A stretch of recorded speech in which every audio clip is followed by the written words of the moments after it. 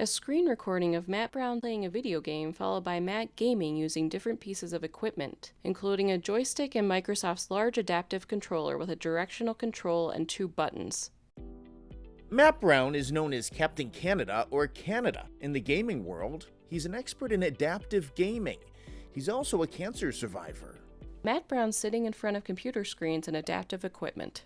Part of my life includes me being a father, includes me being a husband, includes me being an educator and an advocator for chronic pain patients, and then for those with disabilities to be able to safely play in the gaming space.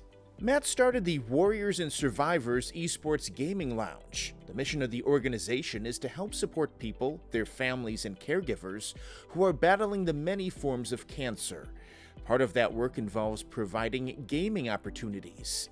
Matt got the idea from his daughter after his cancer diagnosis. She was playing the online game called Roblox. Roblox being played with a girl walking into a trailer that has a TV and computers. The foundation was founded based actually on an idea from my 10-year-old daughter at the time. I found her quite removed and unfortunately going through depression herself as a child. She had some very hard questions that she had yet to be answered from the doctors about what does chemo mean, what does post-cancer mean, what is the chances of survival, all of these questions that a 10-year-old was facing. I found her in Roblox the game.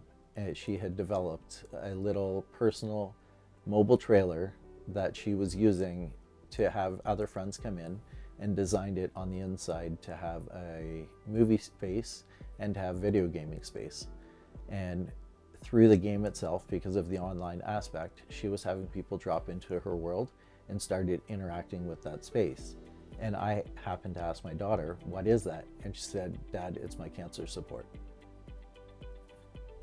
It blew me away that a 10-year-old could have even that level of adaptive thinking of what could be in the future. Matt loves helping kids and families realize that it doesn't matter if someone has a disability or not. They can play video games.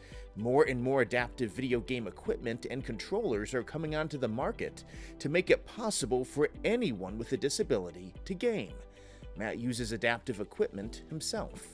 I ended up crushing my thumb, unfortunately, in an accident, and that was the beginning of me needing to think of my future as a gamer in a little bit different sense. I couldn't keyboard game for multiple hours any longer. I couldn't controller game for multiple hours any longer. Microsoft originally came out with an adaptive controller that had 2 large buttons and a directional control. Other companies also started coming out with products, and now basically people can assemble their own gaming equipment setup based on what they need to play.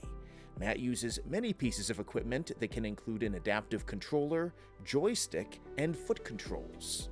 Using Microsoft's adaptive piece and Logitech's adaptive buttons, I've been able to essentially make a full body adaptive controller incorporating my feet, my hands, and being able to do what's now known as co-pilot gaming, where 2 people can play at one time to control 1 character.